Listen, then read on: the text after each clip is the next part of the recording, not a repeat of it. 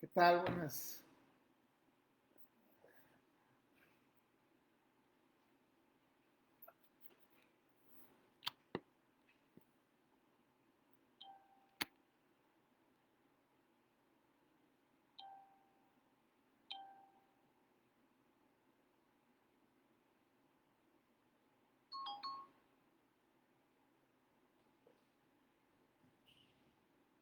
¿Qué tal? Buenas tardes, buenas noches ya. Soy José Alfredo Romero Costales, soy licenciado en Derecho. eh, Estudié la maestría en Derecho Laboral en la Universidad de Jalapa y pues he sido invitado por la Barra Nacional de Abogados Fiscalistas eh, para platicar el día de hoy por este medio sobre algunos tópicos de la reforma laboral que a partir de precisamente de este 18 de noviembre del año en curso empezó o dio inicio o tuvo su punto de partida eh, al, al entrar en vigor ya en 10 estados de la República, entre ellos el Estado de México, Tabasco y Chiapas, me parece también que Tlaxcala, donde ya están funcionando a partir del 18 de noviembre de este año las juntas laborales y los centros de conciliación laboral de las entidades federativas. Eh, Vamos a empezar a platicar esta noche sobre, primeramente, sobre la Ley Federal del Trabajo actualmente vigente, que es la misma desde el año de 1970. Esta ley que hoy nos rige, pero que ha sido reformada, cuando menos, digamos que en forma importante, durante este siglo, eh, en el siglo XXI, en dos ocasiones, en el año 2012 y en el año 2017, y con la reforma del 2019 de la ley. Y en el siglo pasado, en el año de 1980, esta Ley Federal del Trabajo que entró en vigor el 1 de mayo de 1970, ha sido reformada, digamos que de una manera importante. En el año de 1980, esta Ley Federal del Trabajo fue reformada básicamente eh, en dos puntos o en dos partes trascendentes. Esto lo voy a explicar porque tiene que ver con el modo en que se han venido dando las cosas a partir de la reforma del año del 2012 y la reforma del 2017 que culmina con la reforma a la Ley Federal del Trabajo del 2019.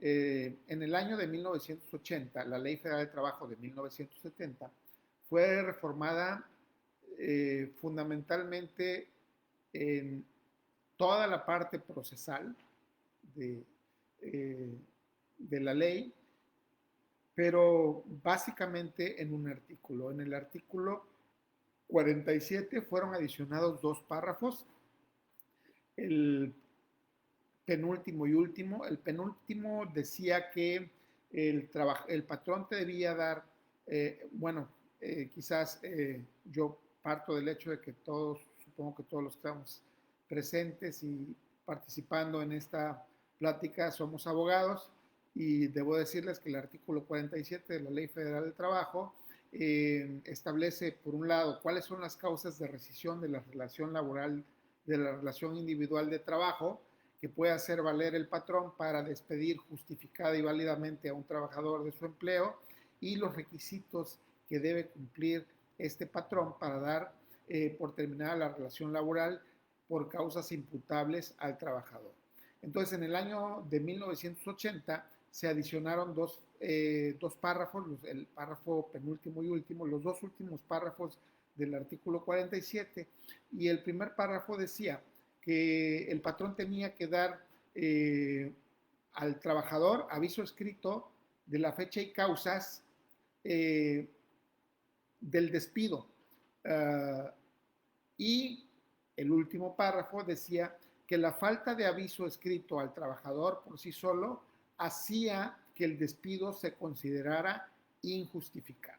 ¿Qué quería decir? Bueno, pues que aunque hubiera una causa válida para despedir al trabajador porque hubiera cometido cualquiera de las causales de rescisión previstas en el artículo 47, pues el hecho de que el patrón no le hubiera dado al trabajador el aviso escrito, señalando la causa, las causas que además debía ser circunstanciadas y las fechas en que ocurrieron estas causas, pues por ese solo hecho el despido se consideraba injustificado.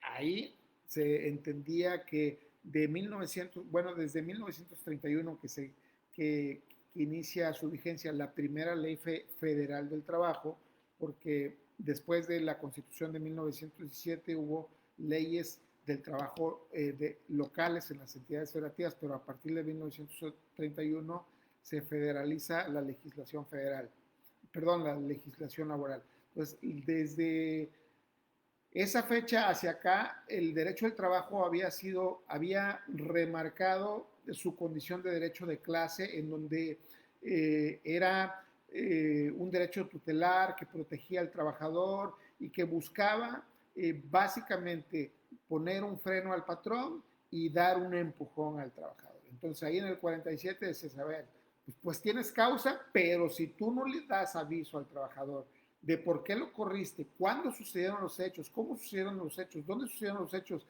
por los cuales lo estás despidiendo, entonces la falta de ese aviso escrito, precisando circunstancias de tiempo, modo y lugar de las causas del despido, que les da causas que dan origen al despido, entonces el despido se considera por esa sola falta injustificado. Hasta 1980. Ya para el año 2012 viene otra reforma que entró en vigor el 1 de noviembre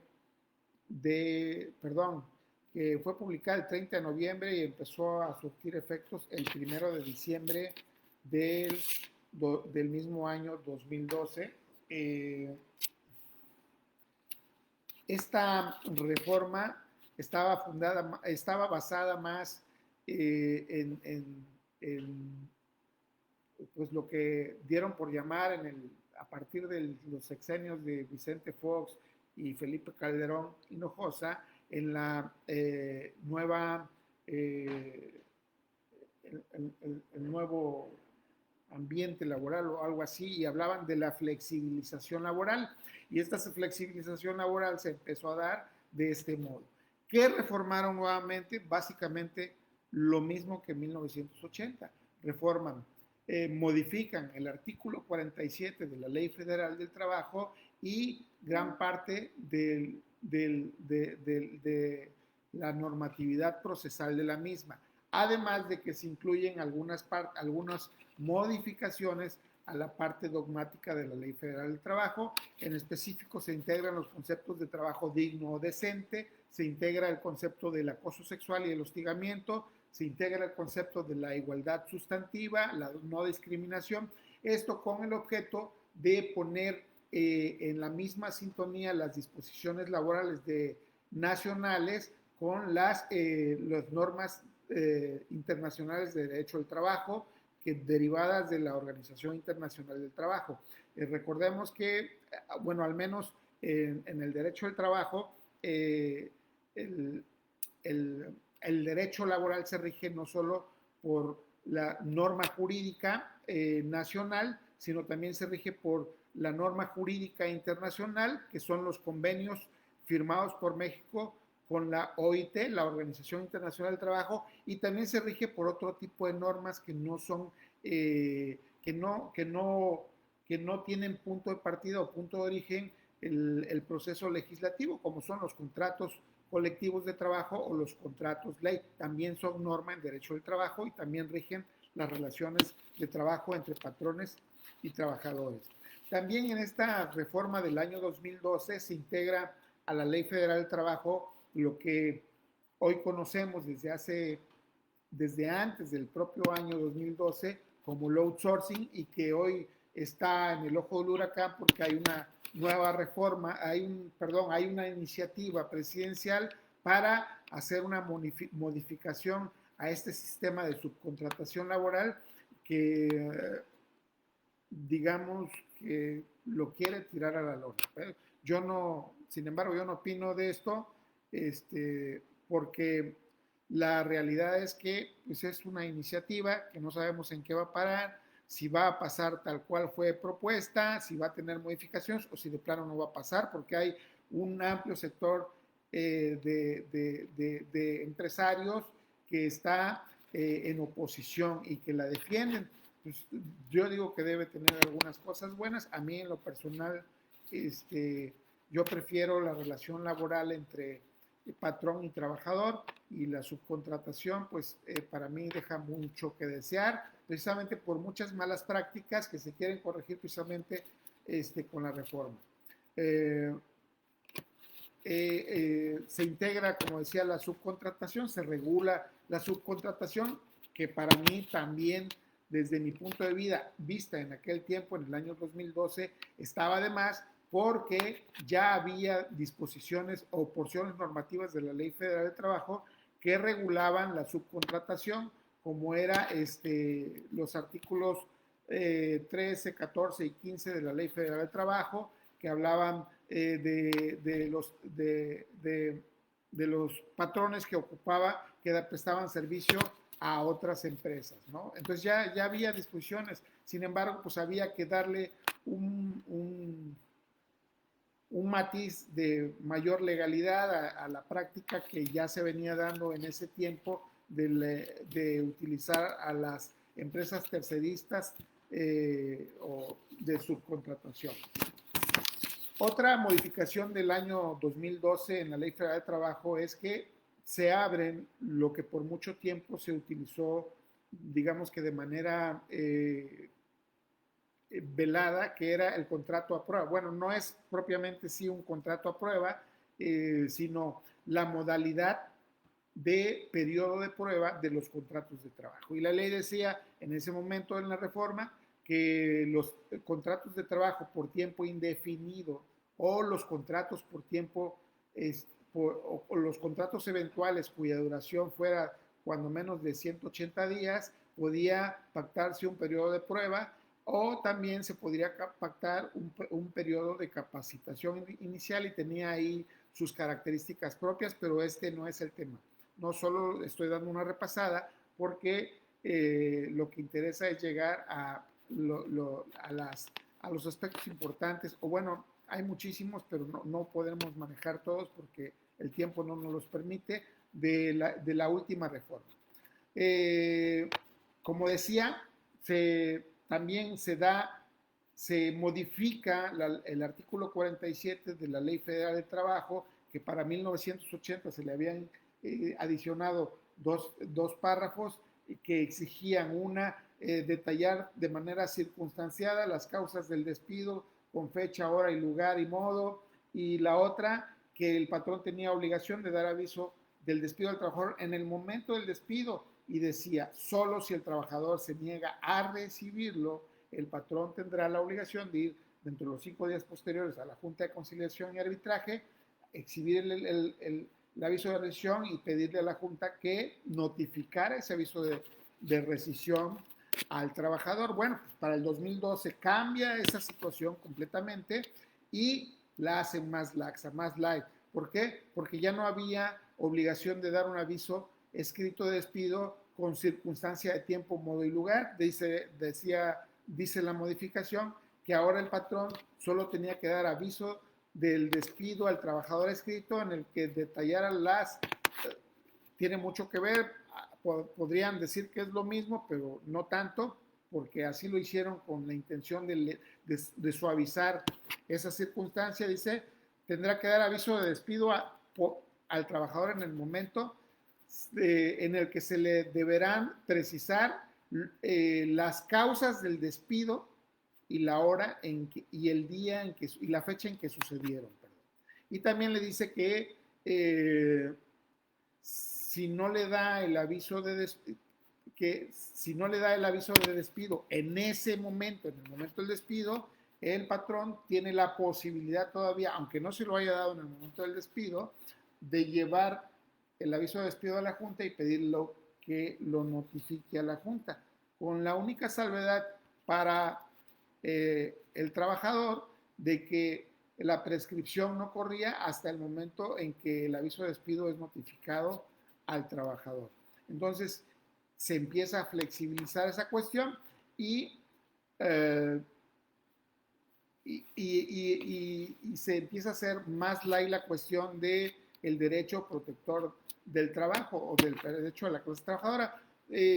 Podría decir que hay sus razones y hay sus causas, eh, porque bueno, también debemos reconocer que ha habido en algún momento por parte más que, bueno, de los trabajadores, pero sobre todo de los abogados, de nosotros, los abogados, un abuso en los principios rectores del derecho del trabajo y ojalá tenga la oportunidad de comentar el motivo por el cual hago este comentario. Se elimina también hay otra modificación en la parte sustantiva de la Ley Federal del Trabajo que habla de la reducción de los salarios caídos por tiempo indefinido a limitarlos únicamente a 12 meses. Entonces decía la ley anteriormente a la reforma del 2012 que los salarios caídos correrán por todo el tiempo que dure el proceso y hasta que el trabajador fuera reinstalado o el patrón cumpliera el laudo por el que fue condenado a indemnizar al trabajador. Con la reforma del 2012 dice, no, los salarios caídos únicamente se limitarán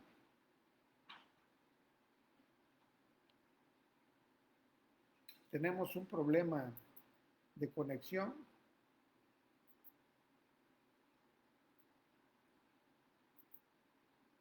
Eh,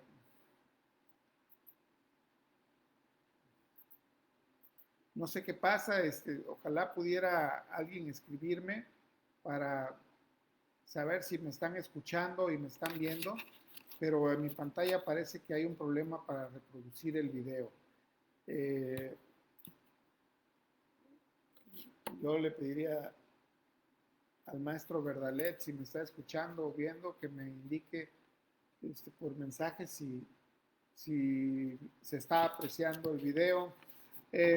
Bueno, como veo que ya nos hemos comido 21 minutos de esta plática, voy a seguir.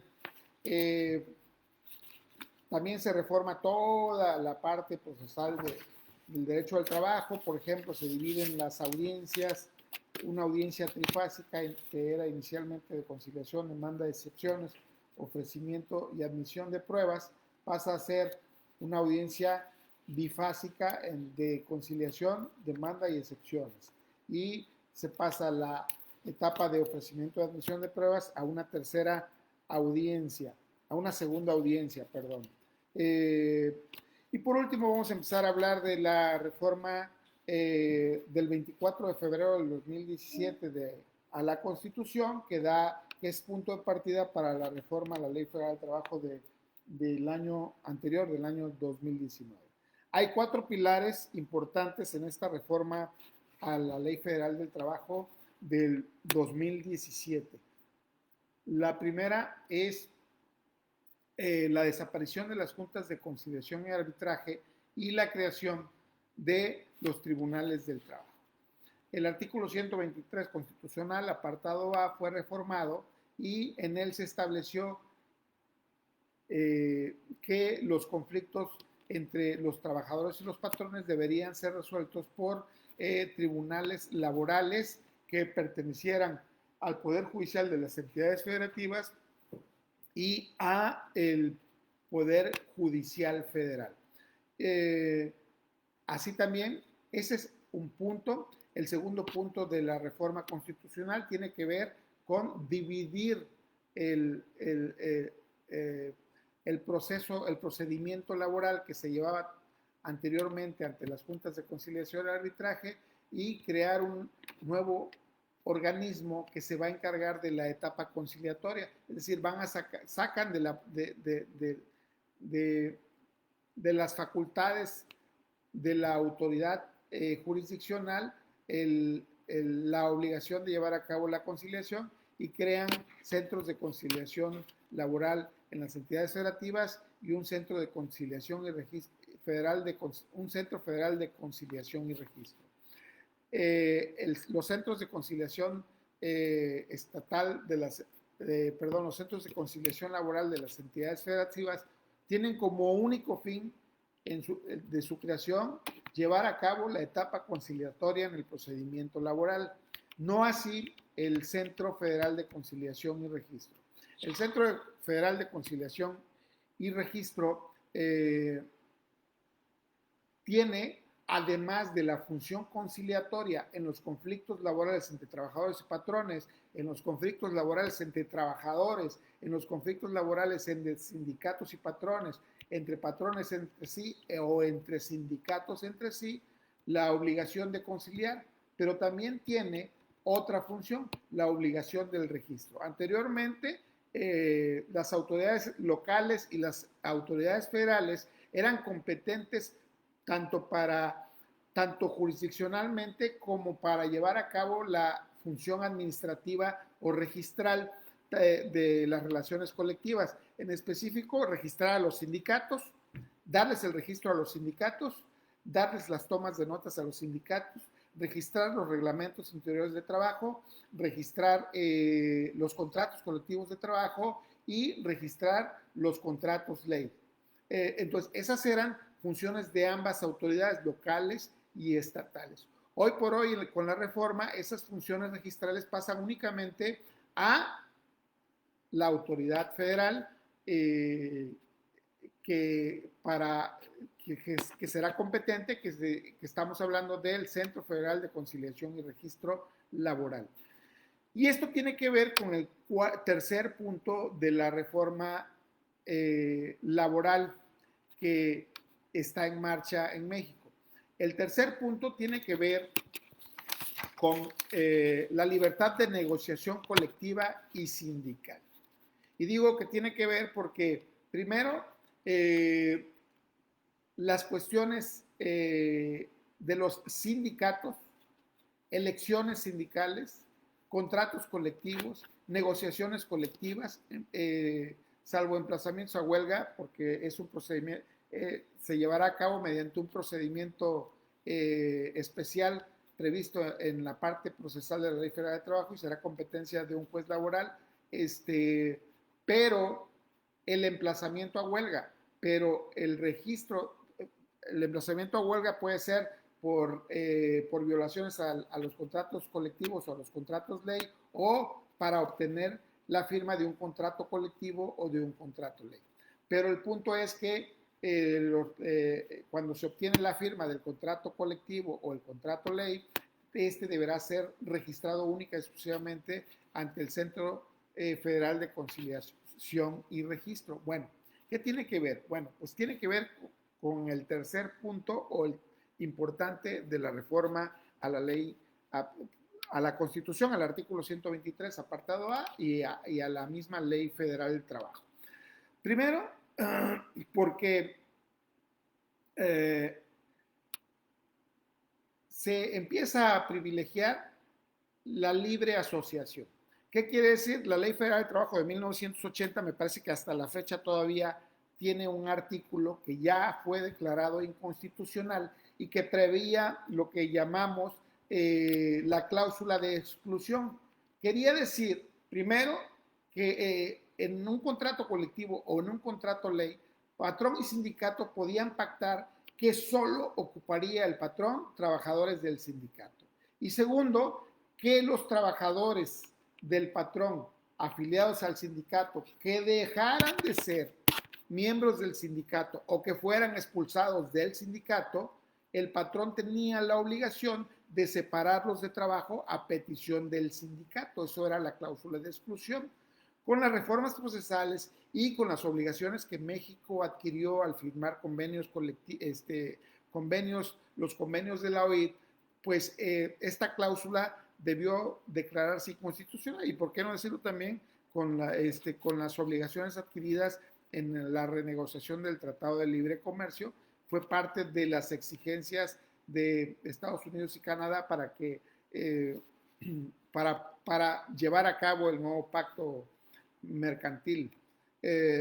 Entonces,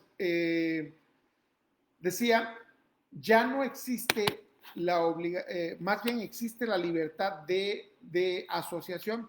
Quiere decir que un trabajador de un sindicato con toda libertad puede renunciar al sindicato y seguir laborando, y el patrón no puede despedirlo ni el sindicato puede excluirlo. Entre otras cosas o beneficios que trae esa libertad de asociación, además a la Ley Federal de Trabajo, es la modificación a la ley que dice que las cuotas sindicales deben ser voluntarias y que, por ejemplo, si el trabajador le dice al patrón, oye patrón, me estás descontando las cuotas de mi sindicato, pero ¿sabes qué? Yo no quiero que me las descuentes de mi salario, yo las voy a pagar directamente.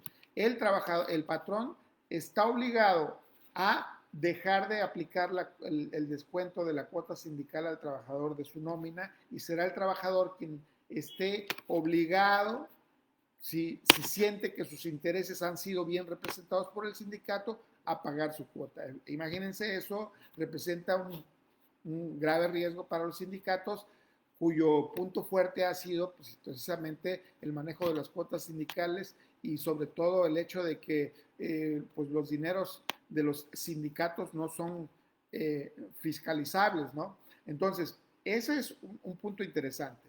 El otro punto interesante es que con esta reforma a la Constitución y a la Ley Federal de Trabajo en materia colectiva, los trabajadores toman control de su sindicato. ¿Por qué? Porque se establece primero que la elección de los dirigentes sindicales va a ser ahora de manera libre, directa y secreta.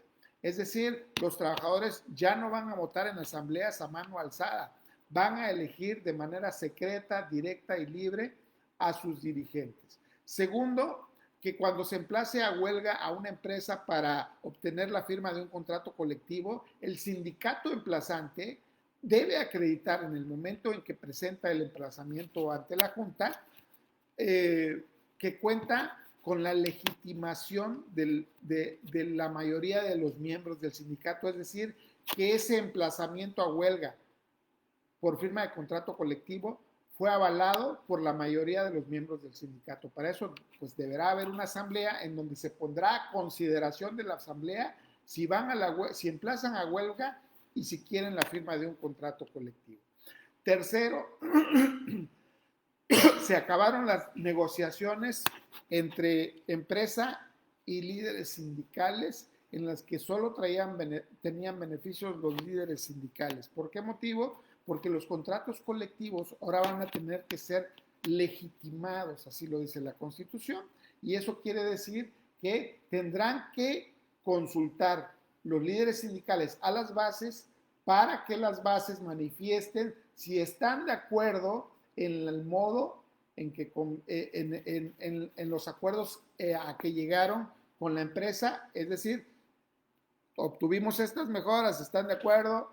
No, pues entonces tendrán que echar abajo y volver a renegociar. Ese es el punto, esa es la parte trascendente e importante de la cuestión colectiva, en que los sindicatos, como los conocemos aún hasta hoy, están en riesgo por esta cuestión de que se le está dando más fortaleza a las bases de los sindicatos. Y el cuarto punto trascendente, importante de la reforma laboral es la cuestión procesal.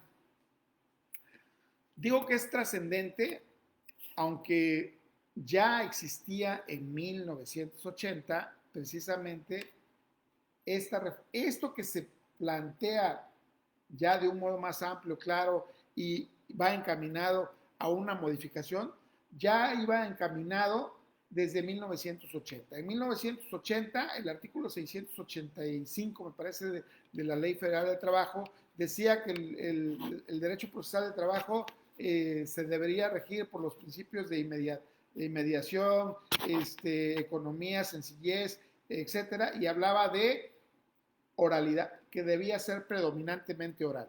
Tenía básicamente dos principios, se recogían básicamente dos principios que hoy están todavía en las reformas, que se reiteran, pero que hoy sí parece ser que se van a hacer.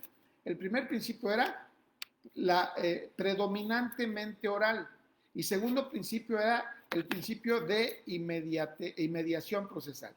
Eh, eh, el principio de oralidad, pues ya entendemos que iba a predominar la palabra hablada en los procedimientos, en las audiencias y en las diligencias.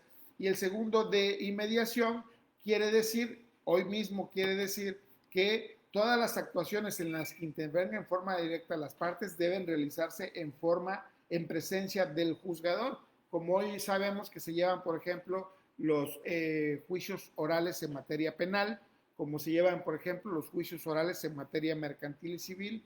Entonces, así van a ser ahora, así debían de ser los procedimientos laborales en 1980, pero no fueron. ¿Por qué? Bueno, pues que se dejaron llevar por la inercia del antiguo sistema que se ve, y lo convertimos en una réplica de lo que eran los procedimientos escritos inquisitorios en materia laboral, los procedimientos escritos en materia civil, en donde todo era en las máquinas, se paraba uno aquí, otro allá, y cada quien dictaba, y así se dejó llevar, cuando la ley, por estos dos principios básicamente, pero sobre todo por el de mediación, decía que el presidente de la Junta debía estar en todas las audiencias, o la Junta los miembros de la Junta deberían estar en todas las audiencias. ¿Y qué sucedió? Pues que bueno, como replicamos el sistema de los juzgados civiles, familiares y familiares, pues de repente hubo una sala de audiencias con 10 mecanógrafas levantando 10 audiencias al mismo tiempo, en los que evidentemente no se cumplía el principio de mediación. ¿Por qué? Porque un presidente de junta o los miembros de la junta de conciliación y arbitraje no podían estar a la vez en 10 audiencias. Entonces, simplemente se replicó un modelo que se venía utilizando en los otros sistemas de justicia que se usaban en México. Hoy, afortunadamente, todo eso está cambiando. Entonces, hay una serie de principios de los que yo quiero resaltar. Por ejemplo, el principio de veracidad procesal, que dice que el objeto del derecho procesal debe ser el de la búsqueda de la verdad, aún por encima de la formalidad. Y hay otro principio que ya no, que es procesal, pero que va encaminado a las resoluciones de la Junta. Fíjense, se me pasó comentarles que la fracción 20 del artículo 123, apartado A constitucional, menciona, me parece que son 4 principios a los que deben sujetarse las resoluciones de los jueces o de los tribunales laborales. Pero hay 2 que resaltan. Es el principio de legalidad y el principio de imparcialidad. Entonces, ¿esto por qué lo resalto? Porque esos son principios constitucionales, pero a nivel ley secundaria, ley federal de trabajo, la parte procesal dice, ¿qué crees? Aquí hay un principio de veracidad. Se va a privilegiar la búsqueda de la verdad.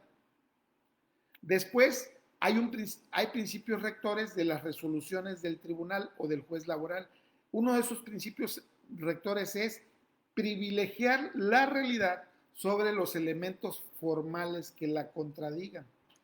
Y aparte, en sus artículos 840 en adelante, 841, 842, dice la ley también que las sentencias deben ser dictadas a verdad sabida, buena fe guardada y con apreciación de los hechos en conciencia. Esto es, estas porciones normativas se traen desde la reforma de 1980 y eran apropiadas para la Junta. Yo considero que en el tiempo en que las juntas existían, era básicamente por ese punto, porque los abogados sabemos, anteriormente, cualquier tribunal, cualquier juzgado, cualquier autoridad judicial, era más que una autoridad de justicia, una autoridad de legalidad. Privilegiaba la legalidad, lo que dice la ley, como dice la ley. ¿Me explico? Las juntas, por no pertenecer a un órgano judicial, sino que eran autoridades formalmente administrativas, pero materialmente jurisdiccionales, tenían esa facultad, o más bien tenían esa calidad de ser tribunales de conciencia. ¿Y qué quería decir? Que no necesitaban necesariamente sujetarse a la legalidad, sino que en el ejercicio de sus facultades y en la búsqueda de la verdad podían ordenar pruebas para mejor proveer, hacer lo que fuera necesario para llegar al conocimiento de la verdad cuando advertían que algo estaba mal, que algo no funcionaba. Me explico. Por ejemplo, la Ley Federal del Trabajo, en su artículo 784, dice que la carga de la prueba, no voy a decir textualmente cómo señala la ley, porque dice una cuestión que no es muy clara en este sentido, tanto como la voy a decir. Dice que la carga de la prueba es del patrón cuando se trate de controversia sobre horario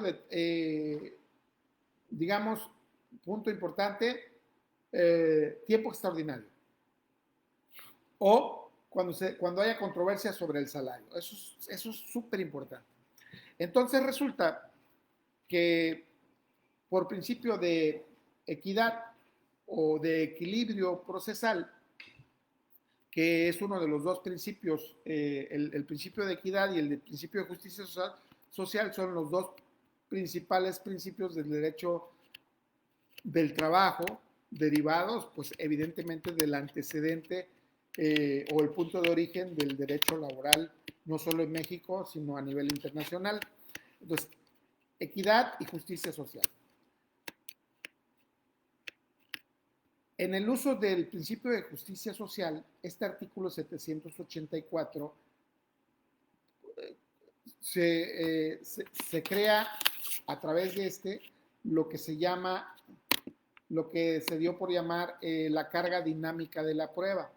Y así las reglas o los principios sobre las cargas procesales, la carga de la prueba, los principios procesales que se conocen normalmente como que el que afirma está obligado a probar, el que niega no tiene obligación de probar, el que afirma está obligado a probar, el que niega no está obligado a probar a menos que su negativa traiga una afirmación, etcétera. Entonces, esos principios se rompen y se crea un derecho sui generis en donde el que niega está obligado a probar. Si el patrón niega el despido, lisa y llanamente, no importa, tiene que probar que no despidió al trabajador. El patrón niega el salario y no puede probarlo, y no puede probar su dicho, aunque resulte absurdo lo que reclama el trabajador como salario diario, la autoridad condenada. Voy a poner un ejemplo. Pedro Pérez, que es trabajador de Industrias de Mentiritas SADCB, demanda a la empresa porque fue despedido el 25 de noviembre del año 2020. Dice que tenía el puesto de auxiliar de limpieza y que tenía un salario de 1,000 pesos diarios. ¿Por qué dice esto? Porque cuando llegó con su abogado, el abogado le preguntó, ¿firmas recibos de nómina? Y el trabajador dijo, no, nunca he firmado recibos de nómina. Y entonces el abogado dijo, aquí está. Entonces infla el salario porque el trabajador ganaba en realidad 120 pesos y dice que ganaba 1,000 pesos. El patrón no tiene cómo acreditar que el trabajador ganaba 120 pesos y como no lo acredita y niega que ganara 1,000 pesos diarios, pues la Junta, vamos a poner una cuestión hipotética, la Junta dice, no es creíble que un trabajador auxiliar de limpieza gane 1,000 pesos diarios. En mi facultad de ordenar pruebas para mejor proveer, voy a pedir un informe al Seguro Social para que me diga cuál es el promedio de salario con el que son registrados ante ese instituto los trabajadores con este mismo puesto. Y también le voy a pedir a la empresa que me exhiba sus nóminas o su auditoría en donde aparezca la nómina de todos los empleados y voy a ver cuánto ganaba el director. Y entonces la Junta agarra, pide las nóminas de la empresa y ve que el gerente general ganaba 500 pesos diarios. Y entonces llega a la conclusión de que, no obstante que el patrón no acreditó que ganaba el trabajador 120 pesos diarios, y que por lo tanto, y le correspondía la carga de la prueba, no es dable condenarlo porque no es creíble que un trabajador que se dedicara, sin demeritar trabajos, por supuesto, solo es un ejemplo, que elaboraba, que desempeñaba el puesto de auxiliar de limpieza, ganara 1,000 pesos diarios y el gerente general de la empresa ganara 500 pesos diarios, es decir, un 50% menos del trabajador de menor nivel. Entonces, con ese argumento, la Junta podría decir, por lo tanto, condeno a la empresa, pero los salarios caídos y las prestaciones a la base de 120 pesos o del salario promedio que me dijo el Seguro Social que tienen todos los trabajadores de ese puesto registrados ante dicho instituto. Sale, se va al amparo el abogado del trabajador y el tribunal colegiado dice, Junta, la regaste. ¿Por qué? Porque la carga de la prueba para acreditar el salario era del patrón y al no haberla acreditado tú debías haberlo condenado a pagar los 1,000 pesos diarios que dice el trabajador. Así sucedían, así han venido sucediendo las cosas durante mucho tiempo. Y lo mismo ha sucedido con el tiempo extra. Entonces, ahora viene la pregunta, ¿y por qué decía sobre el principio constitucional de legalidad de las resoluciones de los tribunales laborales? Porque aquí hay una contradicción. Mientras en la norma secundaria le está diciendo las resoluciones de los tribunales laborales deben privilegiar el principio de la realidad sobre los elementos formales que la contradigan, el principio de legalidad constitucional le dice al tribunal, tus resoluciones deben estar ajustadas a la legalidad. Si la ley dice que debes condenar porque no probó, tienes que condenar. Yo me pregunto, ¿qué va a pasar?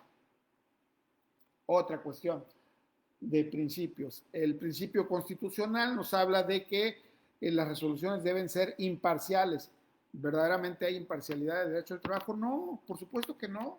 El derecho del trabajo por eso se define, porque es imparcial, porque es un derecho tutelar de la clase trabajadora, porque es un derecho de clase, es un derecho que beneficia a la clase trabajadora. Y por lo tanto no puede haber imparcialidad porque existe, por ejemplo, la suplencia de la queja, ¿no? En donde el patrón, la autoridad, si el trabajador no presenta una demanda defectuosa, incompleta, etcétera, y no la aclara, no la modifica o no subsana sus errores, la autoridad va a tener que subsanar por él. Entonces, realmente no hay un principio de imparcialidad. Y eso es alguna de las cosas que les quería comentar con relación a los principios del derecho procesal del trabajo y del derecho y de los principios constitucionales laborales a los que debe sujetarse las resoluciones de los tribunales. Ahora, ya pasando a temas procesales, pues quiero hacer un repaso rápido del procedimiento ordinario laboral. El procedimiento ordinario laboral va a constar de dos fases. Va a ser ahora sí un procedimiento formalmente oral, pero va a constar de dos fases, una fase escrita y una fase oral. La fase escrita va a ser la etapa en la que el trabajador va a presentar su demanda, va a acompañar su demanda con sus pruebas, va a cumplir todos los requisitos que hoy mismo se cumplen y el tribunal va a darle entrada a la demanda y le correrá traslado al demandado con copia de la demanda y le dará término para que conteste la demanda, para que objete las pruebas, para que formule su réplica con relación a la demanda y una vez que haya hecho uso de ese derecho, se le correrá traslado a su vez a la parte actora con la contestación de la demanda,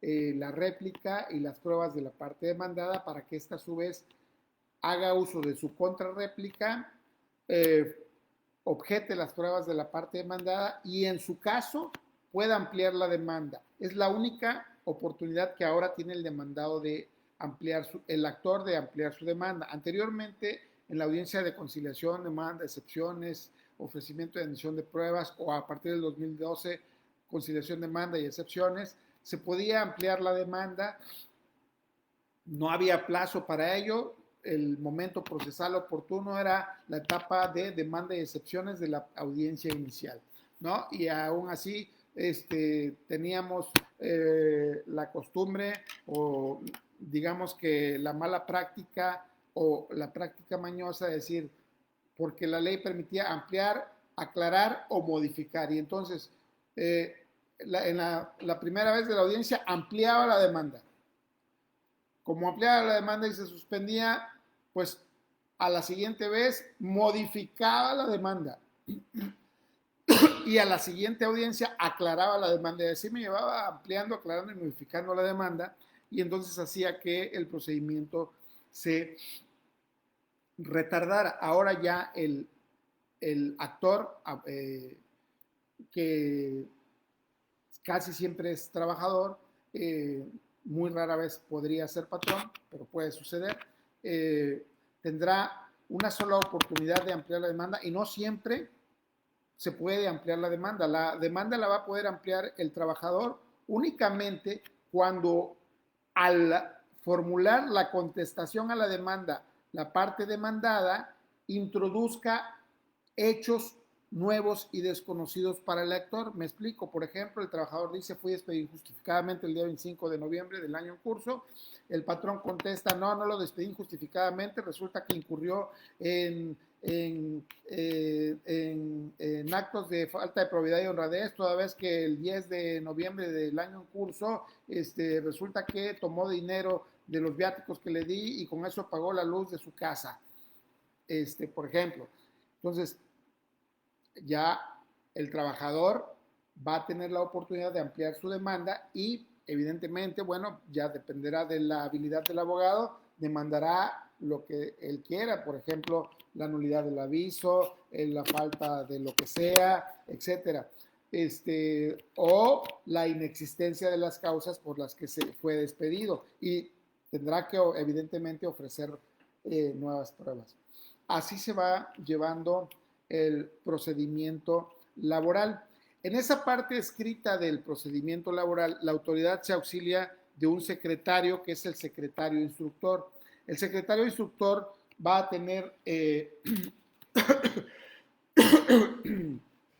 va a tener la facultad de dictar los siguientes acuerdos. El acuerdo de admisión de la demanda o de el acuerdo para prevenir al demandado para que aclare o modifique su demanda o el acuerdo donde se subsana la demanda. El acuerdo donde ordena notificar al demandado, los acuerdos donde ordena demandar vistas, dar vistas, correr traslados o notificar a otras partes, el acuerdo donde se admite y provee sobre pruebas ofrecidas para acreditar excepciones dilatorias, los acuerdos dictados en las providencias cautelares o las resoluciones interlocutorias y las demás que el juez le ordene que deba hacer. Contra las resoluciones del secretario instructor, excepcionalmente existe un recurso y es el recurso de reconsideración. En materia laboral y en este procedimiento la ley es clara, no existen recursos contra la sentencia y lo único que se puede pedir es que el juez, hasta antes de dictar sentencia, subsane los errores o las omisiones que se hayan tenido durante el proceso. Lo que puede hacerse a instancia de parte si lo pide una de las partes o inclusive si el juez se percata que incurrió en una omisión o hay una irregularidad, puede subsanarlas. Entonces, ese es el único recurso que existe, el recurso de reconsideración, y no hay término para plantearlo, hay un momento procesal oportuno.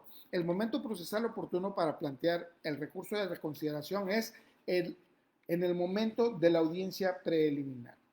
¿Qué es la audiencia preliminar? Bueno, la audiencia preliminar es la audiencia que se va a llevar a cabo posterior a que concluya la parte escrita del procedimiento ordinario. Una vez que se agotaron los términos para que el actor y demandado formulen réplica y contrarréplica, entonces la autoridad va a señalar fecha para la celebración de la audiencia preliminar que se deberá llevar a cabo dentro de dentro de los 10 días siguientes a que se hayan agotado los plazos para réplica y contrarréplica. ¿Cuál es el objeto de la audiencia preliminar? El primero es depurar el procedimiento y resolver sobre las excepciones dilatorias planteadas.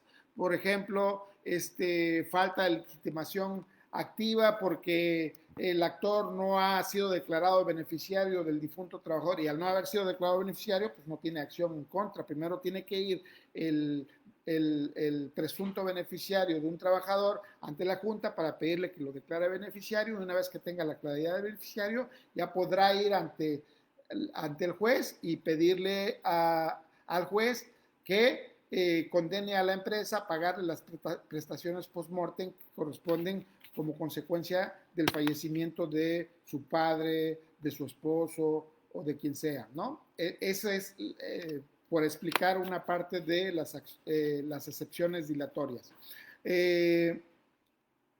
Otro objeto es admitir o desechar las pruebas. Entonces, vamos a depurar el proceso. ¿Qué es lo que vamos a depurar? Bueno, pues vamos a ver cuáles son los hechos admitidos. ¿Para qué? Porque vamos a concentrarnos básicamente en los hechos controvertidos y vamos a admitir las pruebas que se refieran únicamente a los hechos controvertidos. Las pruebas que se refieran a los hechos que ya han sido admitidos por las partes, pues se van a desechar. De ese modo se van a ir deshaciendo, depurando el procedimiento laboral a manera de quedarse con lo estrictamente necesario para que el juez dicte la sentencia y no se llene, como es costumbre ahora en los procedimientos ante la Junta, de papeles y pruebas que demuestran 40 años de trabajo, el primer salario que recibió hace 40 años, etcétera, que además son innecesarios, ¿no? Entonces, otro objeto es, pues, resolver el recurso de consideración que se plantee en la audiencia preliminar en relación a los acuerdos que haya tomado el secretario instructor en la fase escrita y de qué etapas consta la audiencia preliminar. Bueno, la audiencia preliminar consta primeramente de una etapa en la que el juez tendrá que valorar la parte de la legitimación. Va a analizar si los comparecientes están legitimados para estar ahí. Por ejemplo, si yo como apoderado de una empresa estoy acreditando de verdad ser el apoderado, si no hay defectos en el poder, si no hay falta de requisitos, si llevo carta a poder o si llevo poder, etcétera, si soy licenciado en Derecho. El punto 2 es definir hechos no controvertidos. Después tiene que resolver sobre admisión de las pruebas. Después de admitidas las pruebas, va a señalar fecha para el desahogo de esas pruebas. La audiencia de desahogo de pruebas no puede suspenderse porque la autoridad se va a encargar de que las pruebas se va a encargar de la preparación de las pruebas. Excepcionalmente, algunas pruebas quedarán su preparación a cargo de los oferentes, y cuando eso suceda, si en el momento del desahogo de las pruebas no se pueden llevar a cabo porque no están preparadas, entonces se va a declarar la deserción de las pruebas. Hay cosas comunes como las hay actualmente en el procedimiento vigente, como que las partes pueden pedir los oficios, los citatorios, etcétera, y llevarlos directamente para preparar las pruebas a manera de que en el momento en que venga la audiencia de desahogo de pruebas, las pruebas estén preparadas. La audiencia va a ser conducida por el juez bajo pena de nulidad. El artículo, me parece que es el 720 o 721, dice que todas las audiencias del juicio oral van a ser dirigidas por el juez, y que la falta de cumplimiento de este requisito es causa de nulidad de las audiencias.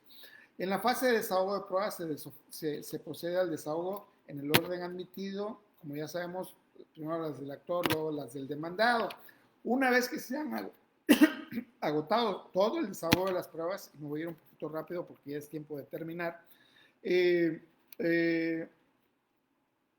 secretario instructor certifica que no hay pruebas pendientes por desahogar. Si las partes no se oponen y dicen, ay, no, faltó esto, el otro, Entonces el juez da por cerrada la instrucción e inmediatamente pasa a dictar la sentencia en esa misma audiencia de juicio.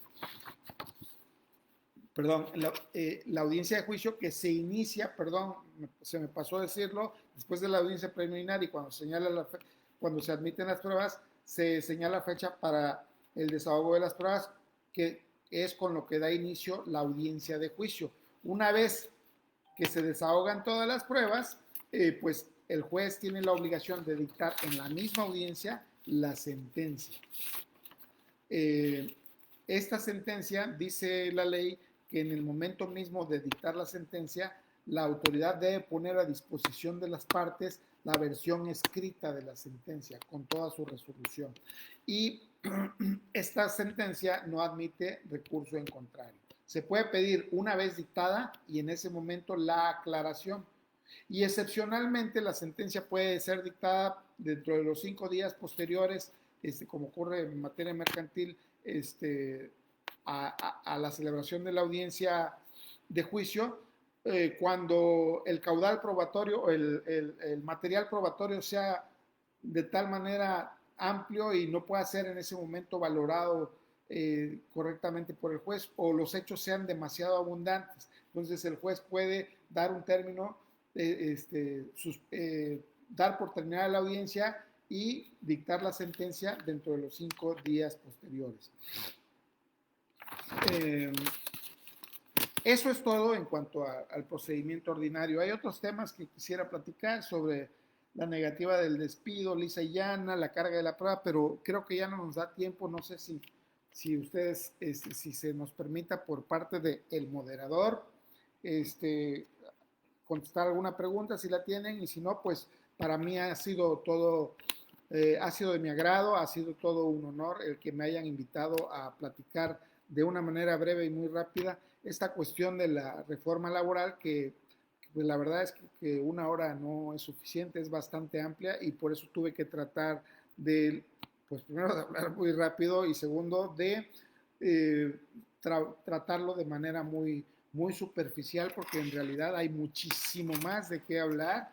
Por ejemplo, de las notificaciones, las nuevas formas de notificación, la integración voluntaria, por ejemplo, de los patrones a un índice de los tribunales y de los centros de conciliación, en donde cuando no puedan ser emplazados porque no encontraron su domicilio, vía buzón electrónico se les va a avisar que hay una demanda en su contra. No va a sustituir el emplazamiento, pero esto va a evitar lo que sucede con empresas muy grandes como Walmart, Soriana, etcétera, que tienen muchísimos juicios en rebeldía porque se los pasan de humo. Entonces, cuando te enteres que, cuando la empresa ve que te están avisando por correo que hay un juicio radicado en tu contra, que no se pudo emplazar en tal domicilio, pues el abogado, la empresa tendrá que ponerse alerta y buscar atender esa audiencia, porque ese juicio, porque seguramente al final se va a ir en rebeldía.